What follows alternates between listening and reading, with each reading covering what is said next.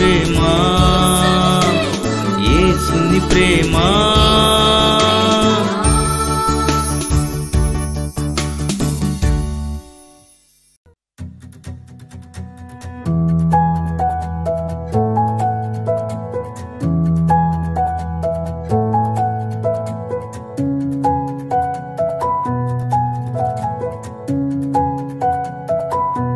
స్తుతి నైవేద్యం.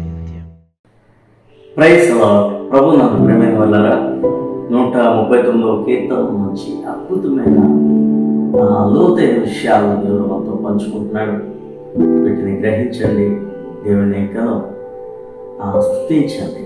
దేవుడు చేసిన కార్యాన్ని బట్టి, దేవుడు నేను సృష్టించిన విధానాన్ని బట్టి, నేను పుట్టించిన విధానాన్ని బట్టి దేవునికి ఎల్లప్పుడూ కృతజ్ఞత కలిగిన వాడిగా ఉండాలని దేవుడు మనం చేస్తాను. 139వ కీర్తనలో మనం చదువుకుందాం. 18, 19, 20 వచనాలు.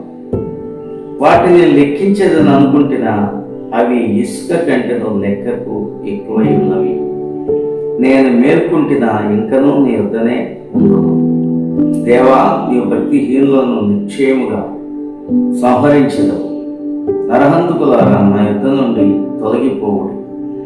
వారు దురాలోచనతో నిన్ను గూర్చి పలుకుదు.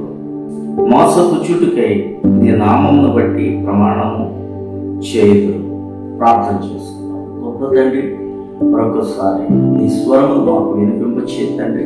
నీ దాసుని మరుగు చేసి ఆత్మతో సంధించి నోటికి మాటలందించి నాలుగును వశపరుచుకుని మీరే మాట్లాడము.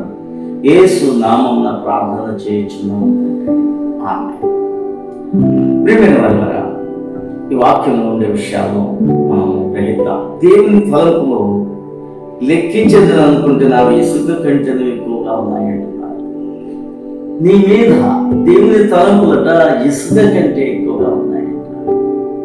ఎన్నది లెక్క పెట్టగలను అని చెప్తున్నాడు. అంటే ఆయనకు నిన్ను ఎంత హెచ్చించాలనో, ఎంత బాగా చూసుకోవాలనో, నువ్వు చేసే పనుల ద్వారా ఆయన మహిమ రావాలని, అనేక రీతులుగా నువ్వు అనేక ఆత్మను సంపాదించాలని, దేవుని కోసం పరిగెత్తాలని, దేవుని తలాంతులు కలిగి వరాలు కలిగి నువ్వు ఒక చెట్టు ఎన్ని ఫలాలు ఇస్తుందో ఎవరైనా లెక్కెట్టగలరండి? ఎన్ని కాపులు కాస్తుందో ఎవరైనా లెక్క కట్టగలరండి? కాబట్టి అటువంటి రీతిగా దేవునికి నీ మీద తలంపులు ఉన్నాయని గ్రహించగలిగితే ఆ తలంపులను నెరవేర్చడం కోసం మనం ప్రార్థన చేసుకోగలుగుతాం. వ్యర్థంగా మనం కాలక్షేపం చేసేయకుండా, మన జీవితాన్ని వ్యర్థంగా గడిపోయకుండా దేవుని తలంపులను గ్రహించగలిగితే, వాటి ప్రకారంగా నడిచగలిగినట్లయితే దేవుని తలంపులను, దేవుని ఉద్దేశాలు నెరవేర్చే వ్యక్తులను కాగలుగుతాం. హల్లెలూయా. అందుకనే దావీదు దేవునికి హృదయానుసారుడైన, ఇష్టానుసారుడైన మనుషుడు అని అపోస్తలుల కార్యాలు పరిశుద్ధాత్మ దేవుడు చెప్తారు. కాబట్టి ప్రియమైన వారలారా, దేవుని తలంపులు ఎన్ని ఉన్నాయో లెక్క పెట్టలేమని భక్తుడైన దావీదు అంటున్నాడు. ఇంకా అంటున్నాడు, నేను మేల్కుంటున్నా, ఇంకను నీ యొద్దనే ఉందును అంటున్నాడు. నిజమే, మేల్కుంటే చాలండి దేవునితో గడపడం. దావీదు యొక్క అలవాటు దేవునితోనే గడుపుతూ, దేవుని ధ్యానం చేస్తూ, తాను పనులు ఉన్నప్పటికీ కూడా ఆ పనులు చేస్తూనే దేవుని ధ్యానించుకునే జ్ఞానం దావీదుకు. దేవా, నీ భక్తిహీనులను నిశ్చయముగా సంహరించదు. నరహంతకులారా, నా యుద్ధ నుండి తొలగిపోవుడి. వారు దురాలోచనతో నేను గూర్చి పలుకుదు. మోసపు చుట్టుకై నీ నామమును బట్టి ప్రమాణము చేయుదు. భక్తిహీనుల కోసం చెప్తున్నాడు కదా, నిశ్చయముగా వారిని దేవుడు సంహరిస్తాడట. నిజమే, ఈ రోజున భక్తిహీనులు, భక్తి పరులైన దేవుని బిడ్డల మీద పడుతున్నారు. వారిని హింసిస్తున్నారు, దూషిస్తున్నారు, హీనంగా మాట్లాడుతున్నారు. వారిదే రాజ్యం అన్నట్లుగా ఉంటున్నారు. కానీ వాళ్ళందరూ ఒక రోజున సంహరించబడతారని దేవుని యొక్క లేఖనము చెప్పబడుతుంది. వారి దురాలోచనతో నిన్ను గూర్చి పలుకుదు. మోసపు చుట్టుకై నీ నామమును బట్టి ప్రమాణము చేయదు. ఒకసారి మీ దేవుడి మీద ప్రమాణాన్ని కూడా చెప్పేస్తూ ఉంటున్నారు. లేకపోతే వాళ్ళు మోసపుచ్చడానికి మాటలు మాట్లాడుతూ ఉంటున్నారు. జాగ్రత్త, ఎవరి చేతుల్లో మోసపోవద్దు. దేవుడు గట్టిగా ఉంది, పునాది మీద కట్టబడు. దేవునితో సరైన సహవాసం చేయి. దేవుని గురించిన జ్ఞానం పొందుకుంటావు. దేవుడు నీ మీద ఉన్న తలపులను గురించి తెలుసుకొని దేవుడిని ఆరాధించడం, వ్యర్థంగా కాలక్షేపం చేయకుండా దేవుని కార్యాలు చేస్తాం, దేవుడిని నీకు అప్పగించిన పనిని చేస్తాం, లోకం కోసం, దేశ ప్రజల కోసం ప్రార్థన చేస్తాం, అనేక ఆత్మను సంపాదించు.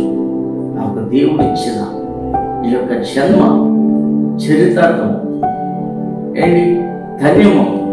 అట్టి దీవెనతో దేవుడు మమ్మల్ని నింపుకుంటున్నాను. ప్రార్థన చేసుకున్నాం. మహాపరిశుద్ధుడ మా తండ్రి, నీ కృపను బట్టి మాట్లాడుతున్న ఈ వాక్యం నాయన నీ కృప కలిగిన ప్రజలందరికీ ఇదో వినిపిస్తున్నాం.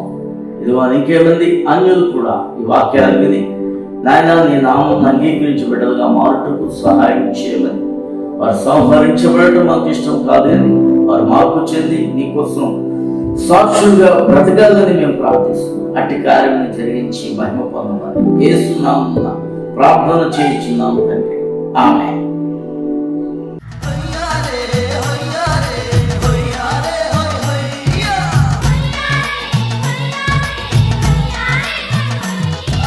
కడవరి వర్షం కురియునులే, ఆ దినములు మనమే చూచెదము. కడవరి వర్షం కురియునులే, ఆ దినములు మనమే చూచెదము. దేవుని ఎదెను తోటలో నిత్యం నివాసముండెదం. దేవుని ఎదెను తోటలో నిత్యం నివాసముండెదం. పరిశుద్ధాత్మ పండుగ నీ శక్తితో నేను నిండగా, పరిశుద్ధాత్మ పండుగ